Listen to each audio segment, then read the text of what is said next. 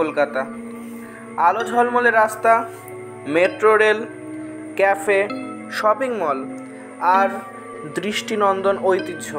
কিন্তু জানেন কি, এই মহানগর একসময় ছিল একটি ছোট্ট গ্রাম। চলুন ফিরে যাই সময়ের ক্যালেন্ডারে 330 বছর আগের কলকাতায়, যেখানে শুরু হয়েছিল ইতিহাসের এক নতুন অধ্যায়, এক নতুন মহানগরের এক নতুন জীবন।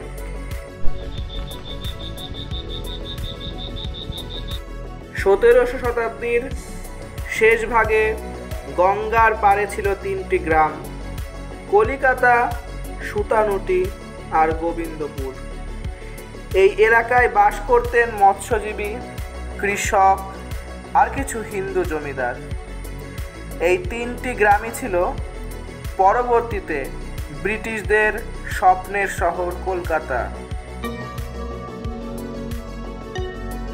1690 সালে ইস্ট ইন্ডিয়া কোম্পানির কর্মকর্তা জব চার্নক এসে থামেন সুতানুটিতে। তিনি এখানেই কোম্পানির ব্যবসা শুরু করেন।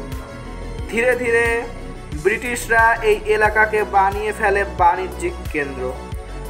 1706 সালে তৈরি হয় ফোর্ট উইলিয়াম, একটি দুর্গ যা হয়ে ওঠে ব্রিটিশ শক্তির প্রতীক।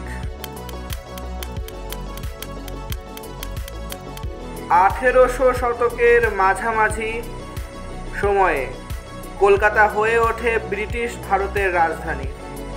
ইউরোপীয় স্থাপত্য, রাস্তাঘাট